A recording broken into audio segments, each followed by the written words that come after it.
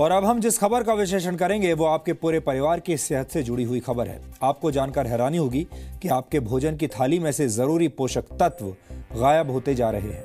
यानी आप जो खाना खा रहे हैं उससे आपका पेट तो भर सकता है लेकिन पोषण नहीं हो सकता।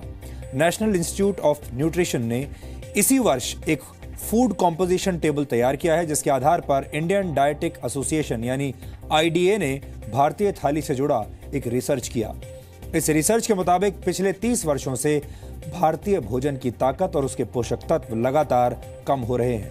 आपने अक्सर बड़े बुजुर्गों को यह कहते हुए सुना होगा कि पुराने जमाने में भोजन की बात ही कुछ और हुआ करती थी। हर चीज शुद्ध होती थी और आपका खाना शरीर को लगता था। बड़े बुजुर्गों की यह बात अब सच साबित हो रही है। आईडीए का रिसर्च इस बात को भी साबित करता है कि 30 वर्ष पहले खाने में शुद्धता की गारंटी आज के मुकाबले कहीं ज्यादा थी।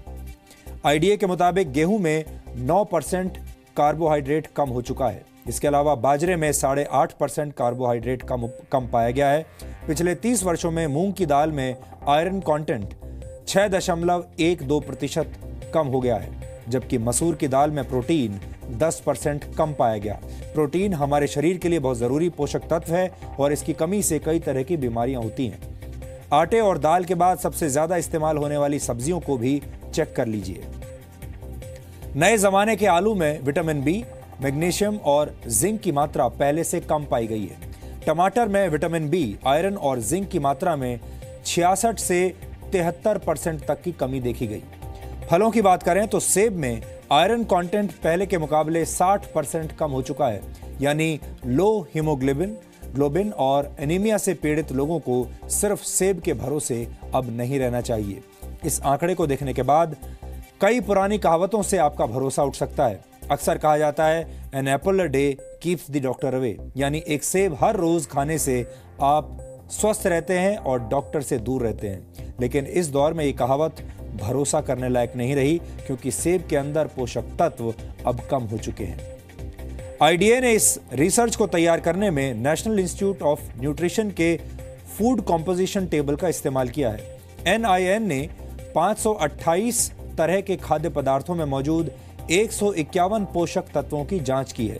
इस इंस्टीट्यूट ने 30 साल पहले भी एक फूड कॉम्पोजिशन टेबल तैयार किया था और उस समय के खाद्य पदार्थों में न्यूट्रिशनल वैल्यू आज की तुलना में काफी ज्यादा थी।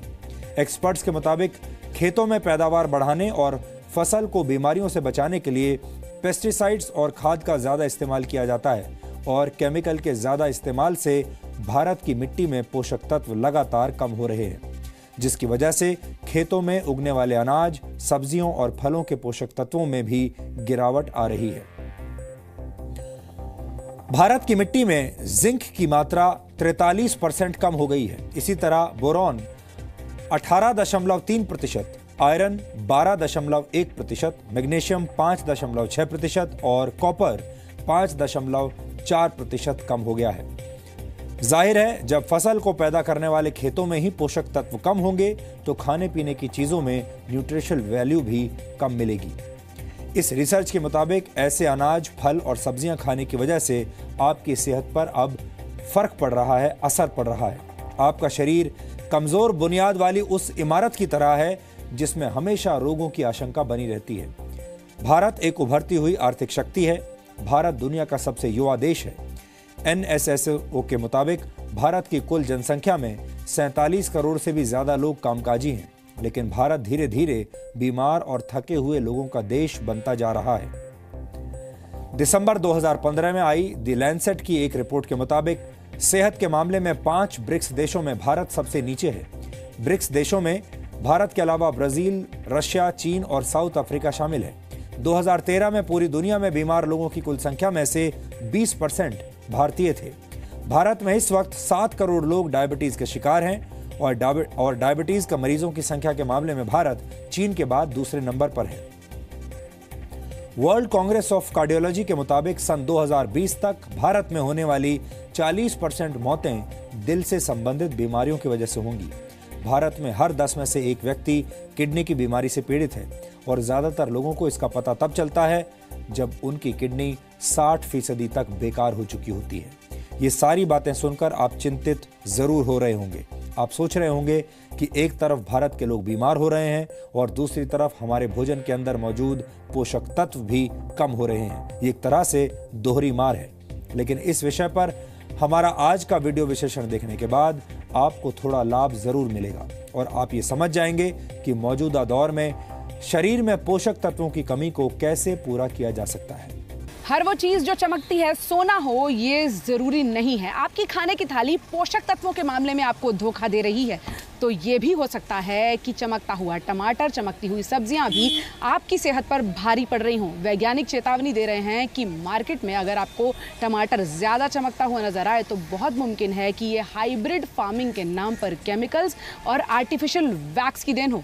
इनसे भी दूर रहने में भलाई है। रीजंस हैं, एक तो हम जिस तरह का एग्रीकल्चर करते हैं, जिस तरह के टेक्निक्स यूज़ करते हैं, बहुत इंटेंसिव है, तो probably there is not enough time for uptake जिसमें कि सारे न्यूट्रिएंट्स वहाँ पे एब्जॉर्ब हों। तो इंटेंसिव एग्रीकल्चर जो हो रहा है उसकी वजह से, और दूसरा जो कार्बन डाइऑक्साइड एमिट हो रहा है एटमॉस्फेयर में, जो अब बहुत बढ़ गया है, एमिशंस बढ़ गए हैं, वो एक रीज़न है that is affecting nutrient composition. ये सब सवाल खड़े हुए हैं इंडियन डाइटेटिक एसोसिएशन के आकलन से। दरअसल नेशनल इंस्टीट्यूट ऑफ न्यूट्रिशन ने 2017 के लिए फूड कॉम्पोजिशन टेबल जारी किया है। ये टेबल हमारे देश में अनाज, फल, सब्जी, इन सब में पोषक तत्वों की मात्रा का सूचकांक है। यानी एक रोटी में कितनी कैलोरी, दाल में कितना प्रोटीन और फलों में कितना विटामिन पाया जाता है, इन सब को जांचने का आधार यही आंकड़े हैं।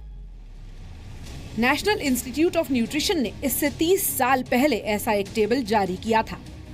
इंडियन डाइटेटिक एसोसिएशन ने जब 30 सालों में आए अंतर का आकलन किया तो पाया कि खाने से पोषक तत्व यानी न्यूट्रिएंट्स गायब हो रहे हैं। ये हर चीज़ का अलग अलग जैसे देखा गया है और बहुत जनरलाइज करना अभी मेरे लिए ठीक नहीं रहेगा, क्योंकि ये जो NIN ने अपनी फूड कॉम्पोजिशन टेबल्स 2017 में निकाली है तो उस पर अभी भी लोग उसको देख रहे हैं, समझ रहे हैं और उसको पूरी तरह ये एब्जॉर्ब करने की कोशिश कर रहे हैं। तो उसमें जनरली ट्रेंड्स देखा गया है, जैसे दालों में भी प्रोटीन की मात्रा थोड़ी कम हुई है, कुछ कहीं कहीं जैसे आयरन की मात्रा की कुछ चीज़ों में कम हुई है, अंडे वगैरह में भी प्रोटीन कम हुआ है। यानी ऐसा हो सकता है कि सब्जी, सलाद, चावल, रोटी और फल से भरपूर होने के बाद भी आपकी थाली आपको सेहत के लिहाज से भूखा ही मार रही हो। आपका पेट तो भर रहा हो लेकिन सेहत वाली जरूरत आधी ही रह जाए। एक स्वस्थ पुरुष को पूरे दिन में 2320 कैलोरी की जरूरत होती है, जबकि एक महिला को 1900 कैलोरी की जरूरत होती है। ये जरूरत खाने में शामिल रोटी, सब्जी, दाल, सलाद और फलों से पूरी हो सकती है। एक पुरुष को दिन भर में 60 ग्राम और महिला को 55 ग्राम प्रोटीन की जरूरत होती है। इसके अलावा कैल्शियम की जरूरत 600 मिलीग्राम होती है, जबकि महिलाओं को पुरुषों की तुलना में ज्यादा आयरन की जरूरत होती है। एक महिला को पूरे दिन में 21 मिलीग्राम आयरन की जरूरत होती है, जबकि पुरुष को 17 मिलीग्राम आयरन की। लेकिन अगर अब आप ये सोचकर कंफ्यूज हो रहे हैं कि आपको कैसे पता चलेगा कि जो खाया वो तन के साथ साथ मन को यानी सेहत को भी लगा या नहीं लगा, तो जानकार ये सलाह देते हैं कि अपने खाने में सेहतमंद चीजों की वैरायटी लाएं। वैरायटी डाइट में लेनी चाहिए। जैसे प्रोटीन में स्प्राउट्स हैं या प्रोटीन में जैसे पनीर है या सोया है, तो सिर्फ दाल पे ना डिपेंड करके साथ में आप कोई सोया या कोई पनीर ऐड करेंगे तो उसमें एक तो डिफरेंट काइंड ऑफ प्रोटीन मिलेगा और एक थोड़ा सा वैरायटी मिलेगी आपको और न्यूट्रिशनल वैल्यू आपकी कॉम्पनसेट हो जाएगी। इसी तरीके से जैसे अगर आप कार्बोहाइड्रेट लेते हैं तो अब कार्बोहाइड्रेट्स पहले जैसे गेहूँ है उसमें कुछ विटामिन बी कॉम्प्लेक्स होता था, अब वो कम हो गया है, यानी 10% जैसे कि रिसर्च कह रही है कम हो गया है। तो वो 10% कॉम्पनसेट करने के लिए अगर वही विटामिन आप फ्रूट एक्स्ट्रा ले लें या जैसे आप कोई सैलड एक्स्ट्रा ले लें या वेजिटेबल जूस एक्स्ट्रा ले लें तो वो कॉम्पनसेट हो जाएगा। अगर आप सेहतमंद खाना खा रहे हैं यानी प्रोसेस्ड और जंक फूड से दूर हैं तो आपकी सेहत को खतरा थोड़ा कम है। लेकिन अगर आपके बाल तेजी से गिर रहे हैं, त्वचा पीली पड़ रही है, नाखून टूट रहे हैं और आपको हर वक्त कमजोरी का एहसास होता है, तो हो सकता है कि आपकी सेहत की जरूरत पूरी करने के लिए आपको मल्टीविटामिन्स की जरूरत पड़ जाए। सबसे पहले तो जैसे कि आप पैकेज्ड फूड कम लेके, अगर आप सीजनल जो फ्रूट है, वेजिटेबल है और खाना है, अनाज, वो ज़्यादा लें, सीजनल जो आपका खाना है। दूसरी चीज़ ऑब्वियसली है कि जैसे कि आप अपनी डाइट में जो एक पुरानी जैसे हरी चटनी है या जैसे कि सैलड है, ये सारी चीज़ें और इंक्लूड करें, ताकि अगर एक तरफ से प्रोटीन और कार्ब मिल रहा है, दूसरी तरफ से आपको विटामिन मिनरल मिले। देन अगर डेफिशिएंसी बहुत ज़्यादा बढ़ गई है और कमज़ोरी आ गई है या दिख रहा है कि प्रॉब्लम्स आ गई हैं, तो फिर हो सकता है मल्टीविटामिन्स भी लेने पड़े। खाने से पोषक तत्व गायब होने के पीछे सीधी वजह है मिट्टी से गायब हो रही ताकत, यानी उसकी उर्वरा शक्ति।